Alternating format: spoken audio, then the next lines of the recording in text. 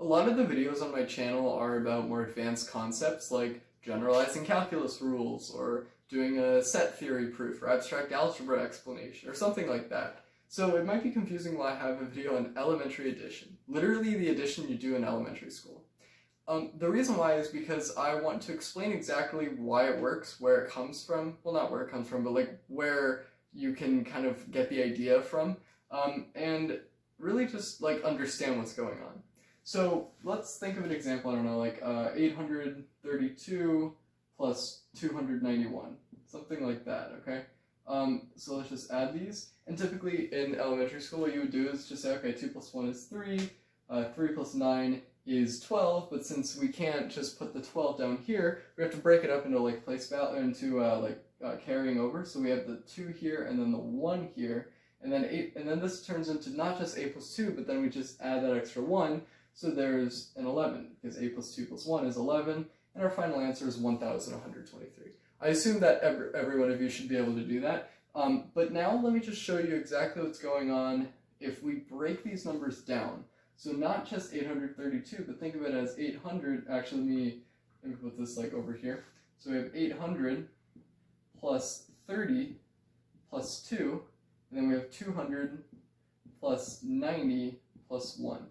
So this is the exact same problem, but I'm just rephrasing it so that each place value is broken up and we have everything that makes sense. 800 plus 30 plus 2 is 832, and so on and so forth. So now we can see, okay, if we do this vertically, 2 plus 1 is 3, 30 plus 90, that's 120, so let me just put that there for now.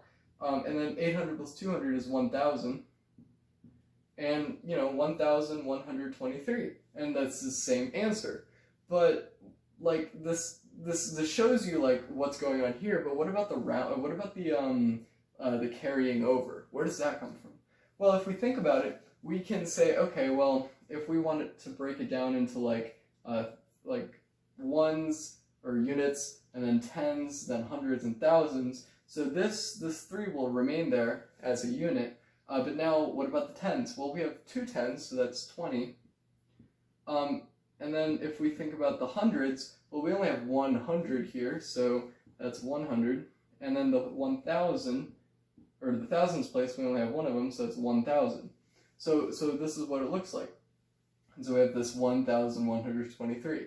And that's exactly, so what's going on is we're saying, okay, well, we want to only allow the tens in this area, so I'm just going to bump this 100 over so that it gets added to this area. But if we do it this way, then, so let me just kind of show you exactly the kind of symbolic way of doing this. So we can think of it this way. So it's like, okay, 2 plus 1 is 3.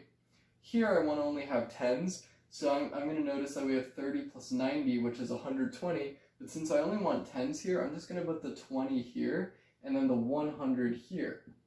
But then we're going to add another 800 plus 200, so that'll give us 1,100 combined with all this, but I only want to have hundreds here, so the 1,000 goes over here.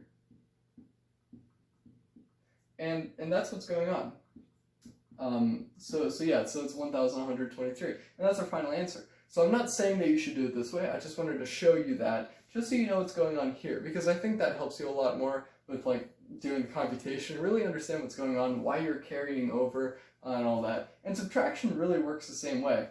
So if you had like 3 minus 9, the reason why, actually I can go through and explain that. So if we had, we did this, so then we just take the minus sign here. So 2 minus 1 is just 1, and then 3 minus 9, well, that's a negative number, we can't really do that, so let's borrow from that. That becomes a 7, and now we have 13 up here.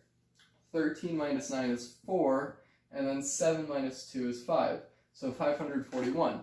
If we do it this way, we still have this 800 plus 30 plus 2 up here, but then we're going to have this minus 200, minus 90, and then the minus 1, because it kind of distributes over. Let me make that plus sign a little better. There we go. And so yeah, we can see here 2 minus 1 is just 1, but then we have 30 minus 90. We know that's negative 60, so let's just put it. And then we have 800 minus 200, which is just 600.